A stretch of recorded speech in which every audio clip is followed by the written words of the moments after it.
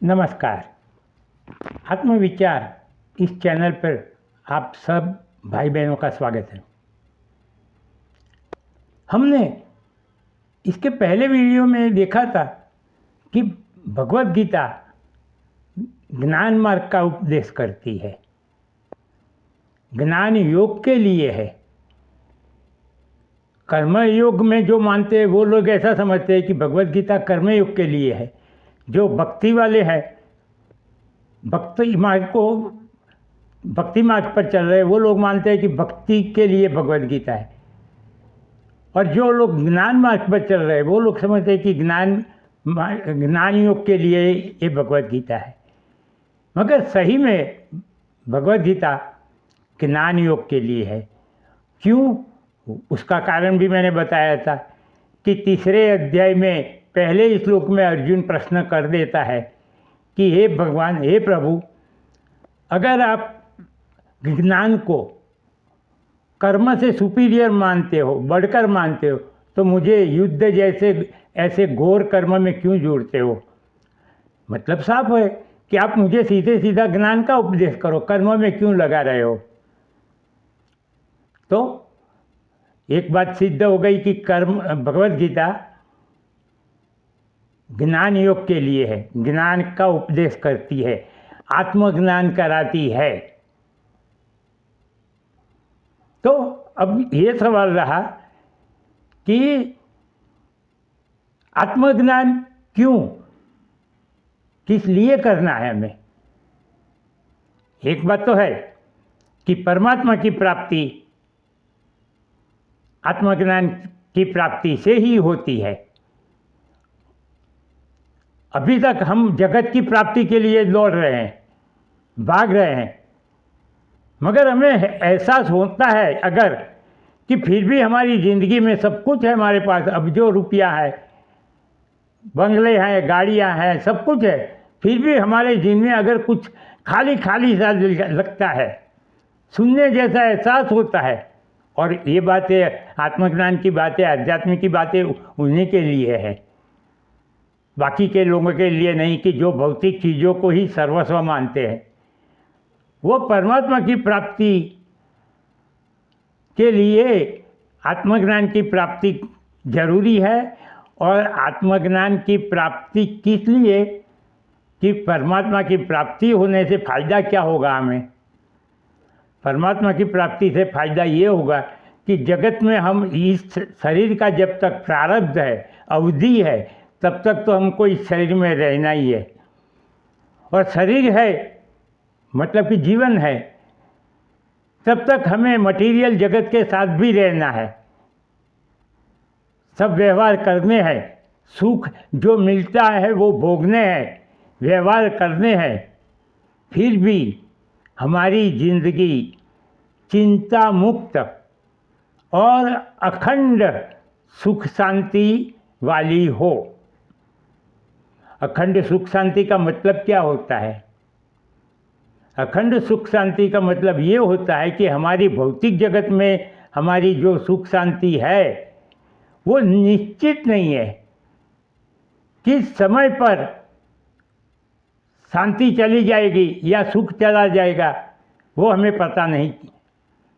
हम हमेशा भय में रहते हैं। हमारा सबकॉन्शियस माइंड आशंका करता रहता है कि कब, कहाँ से, किस तरह से मुझे कोई ना कोई प्रकार से दुख ना आ जाए, किस प्रकार से कोई ना कोई चिंता ना आ जाए। ये भय हमेशा रहता है।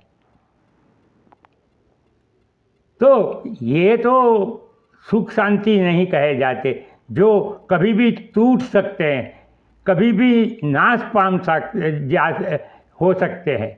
हमें ऐसी अखंड सुख शांति चाहिए जो कभी भी खंडित ना हो। और उसके लिए हमें परमात्मा की प्राप्ति करनी है। परमात्मा की प्राप्ति का मतलब हुआ आत्म प्राप्ति करनी है। आत्मज्ञान की प्राप्ति से हमें आत्मा की प्राप्ति होती है। तो आत्मज्ञान की प्राप्ति हमें भगवत गीता से होगी, ये एक बात सिद्ध हो गई। अब हम भगवत गीता पे चलते हैं। भगवत गीता की शुरुआत क्यों हुई थी? भगवत गीता की शुरू करने की जरूरत क्या पड़ी भगवान को?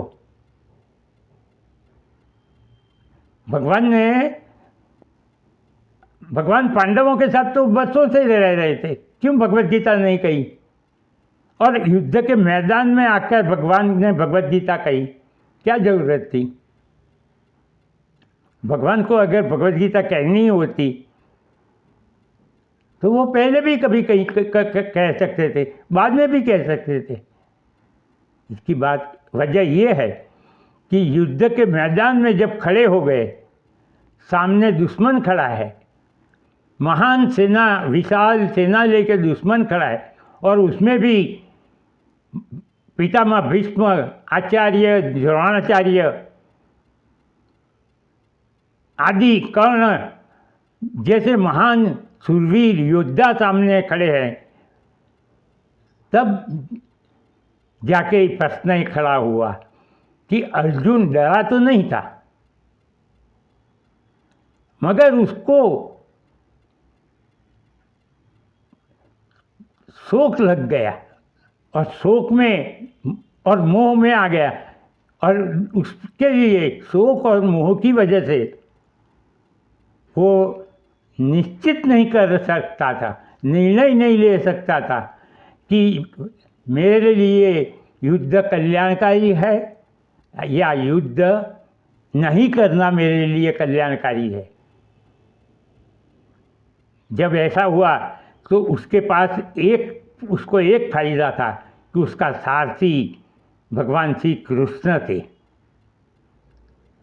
अगर आपके पास कोई बुद्धिमान विद्वान मित्र न हो सारथी के रूप में, बुद्धि के रूप में, तो आपका क्या होगा? जीवन की नैया इधर उधर होकर टूट जाती है। मगर अर्जुन को ये लाभ था कि भगवान कृष्ण उनके पास थे, तो उसने कृष्ण को ही पूछा कि हे भगवान, हे प्रभु, आप ही मुझे बताइए कि मेरे लिए युद्ध जैसा कर्म करना कल्याणकारी है या युद्ध नहीं करने में मेरा कल्याण है? तब जाके भगवान ने गीता कही।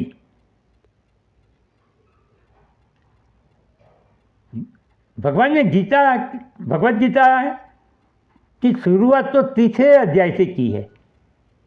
पहला अध्याय तो इंट्रोडक्शन है 2 सैन्यों का,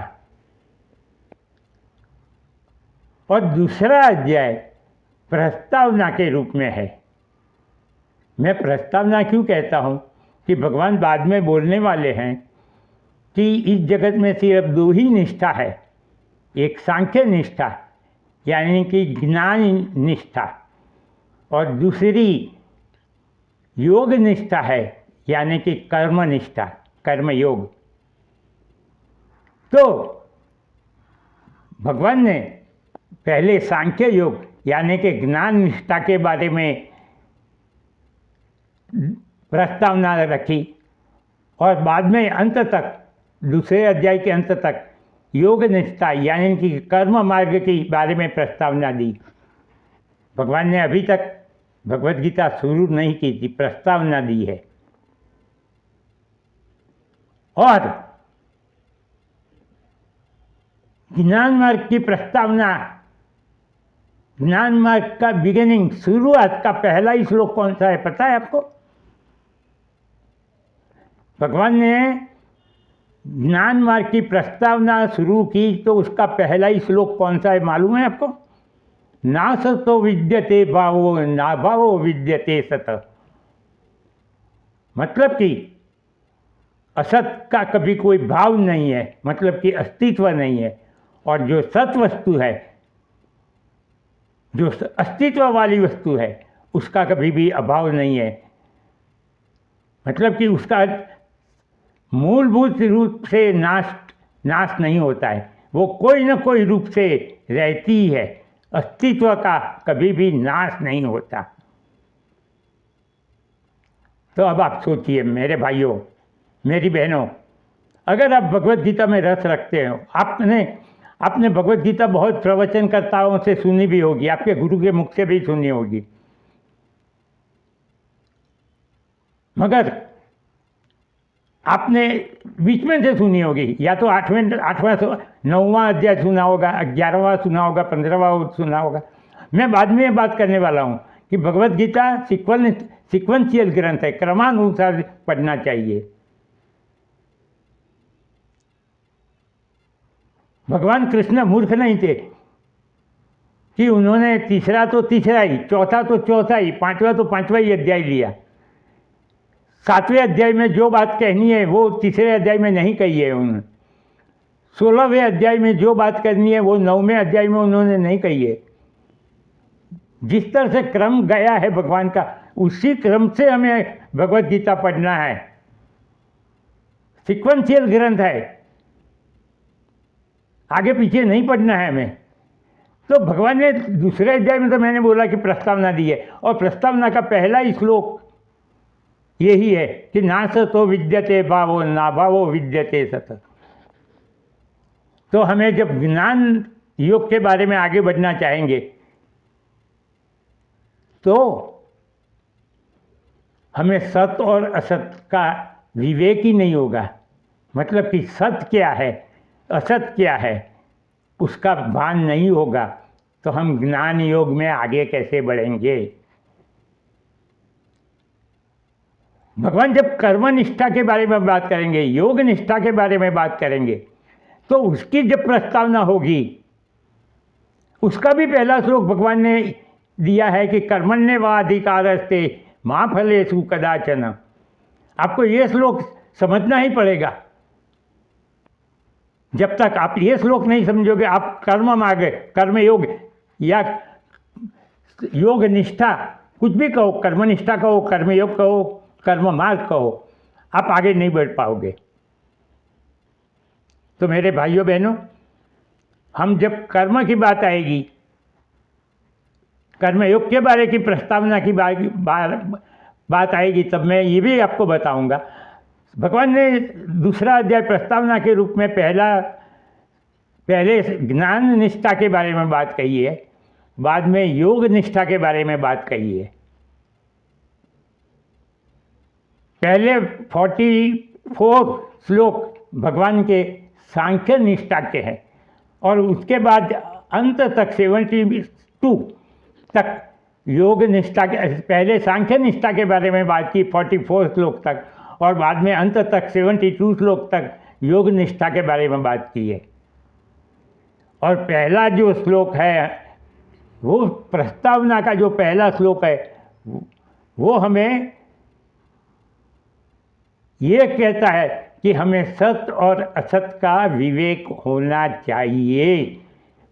सत असत का विवेक का मतलब सत्य क्या है, असत क्या है, वो जानना जरूरी है।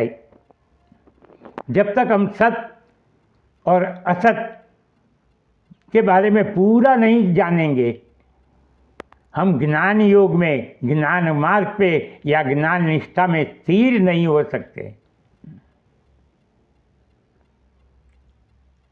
और बात आगे कल हम इसके बारे में बात करेंगे विथ एग्जाम्पल कि सत्य क्या है, असत क्या है। आज मैंने भी ये प्रस्तावना ही की है भगवत गीता की, कि आपको ये बता दूं कि भगवत गीता में एक बात याद आ गई। भगवान ने दूसरे अध्याय में भगवान को जो कुछ कहना है आगे के 16 अध्यायों में, वो सब कुछ उन्होंने दूसरे अध्याय में कह दिया है प्रस्तावना के रूप में। उसमें कहीं भी भक्ति का नाम नहीं आया, कहीं भी। 12वां पूरा अध्याय भक्ति योग है, मगर प्रस्तावना के वक्त भगवान ने भक्ति योग का नाम नहीं लिया, भक्ति का नाम ही नहीं लिया। और दूसरी बात, भगवान ने जब कर्मयोग की शुरुआत की तो दूसरे श्लोक में भगवान ने ये कह दिया था कि इस जगत में 2 ही निष्ठा ये है, सांख्य निष्ठा यानी कि ज्ञान निष्ठा, योग निष्ठा यानी कि कर्मयोग की निष्ठा। उस वक्त भी भगवान ने भक्ति के बारे में बात नहीं की थी। ये क्यों? क्योंकि जगत में सिर्फ दो ही चीज़ें हैं, एक अविकारी अविनाशी चेतन तत्व और दूसरा विकारी विनाशी जड़ तत्व, मैटर, मटेरियल।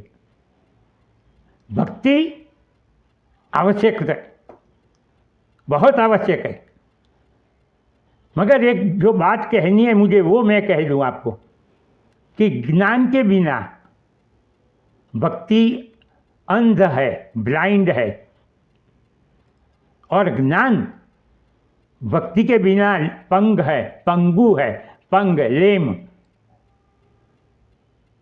तो भक्ति और ज्ञान दोनों साथ साथ चलने चाहिए। और सच्ची बात कहूँ तो जो ज्ञान वाला पुरुष है उसकी भक्ति ही सच्ची होती है। बाकी ये लोग, बाकी जो भक्त आते हैं भगवान की भक्ति करते हैं, वो तो सिर्फ कुछ न कुछ मांगने के लिए आते हैं, सुख शांति मांगेंगे और कुछ नहीं। तो फर्क इतना ही है कि बाहर बैठकर जो भीख मांगता है वो भिखारी है, जो मंदिर के अंदर जाके भीख मांगता है वो भक्त है। भक्ति के बिना ज्ञान आगे नहीं बढ़ पाएगा, इसलिए भक्ति बहुत आवश्यक है। मगर अकेली भक्ति आपको कहीं भी मुक्ति नहीं दिला सकेगी। मुक्ति तो सिर्फ न सिर्फ आत्मज्ञान से प्राप्त होती है, और आत्मज्ञान के लिए सत असत, सत असत का मतलब ये भी होता है नित्य अनित्य। हमें सत्य, सत असत या नित्य अनित्य का विवेक करना सीखना चाहिए, पड़ेगा। नहीं तो हम भगवत गीता को भी नहीं समझेंगे। आपको कोई भी भगवत गीता समझाने आए जाए उसको पहले ये पूछ लेना कि सत्य क्या है, असत क्या है। आप सत असत का कंसेप्ट उससे पूछिए और फिर ही आप उसको कहिए कि आगे मुझे कहो। मेरे भाइयों बहनों, अगर आपको मेरी भगवत गीता कहने की ये डिटेल में लॉजिकली, इंटेलेक्चुअली कहने की बात पसंद आती हो, प्रवचन नहीं करता हूँ मैं, बातें कर रहा हूँ आपसे, आप मेरे सामने बैठे होंगे तो भी मैं ऐसे ही बात करूँगा, तो इस चैनल को सब्सक्राइब करके सुनते रहिए। और आपके जैसे दूसरे आत्मज्ञान के जिज्ञासुओं को भी इस चैनल के बारे में कहिए कि सब्सक्राइब करके सुने। आप सब्सक्राइब करके सुनोगे, मुझे, आपको तो कोई कीमत चुकानी नहीं है, आपको सिर्फ क्लिक करना है। मगर मुझे लाभ, मुझे और आप दोनों को लाभ ये होगा कि मुझे, मेरा उत्साह बढ़ेगा, मैं आलसी नहीं हो जाऊंगा। और आपको लाभ ये होगा कि आपको जो कभी भी कोई नहीं कहने वाला है, इस तरह का ज्ञान मैं दूंगा। मैं कोई प्रोफेशनल गुरु महात्मा नहीं हूँ, प्रवचन करता नहीं हूँ, इसलिए आपके साथ मैं जो बातें करूँगा वो मेरी अनुभव सिद्ध बातें होगी और वही बातें आपको कहूँगा। आपको जीवन में इंटेलेक्चुअली आप कन्विंस होगे तब तक मैं कहूँगा। आपको कोई प्रश्न हो तो कमेंट में प्रश्न भी पूछ सकते हैं, मैं उत्तर अवश्य दूंगा। अगले वीडियो में हम सत असत का विवेक के बारे में आगे चर्चा करेंगे। तब तक मेरा नमस्कार।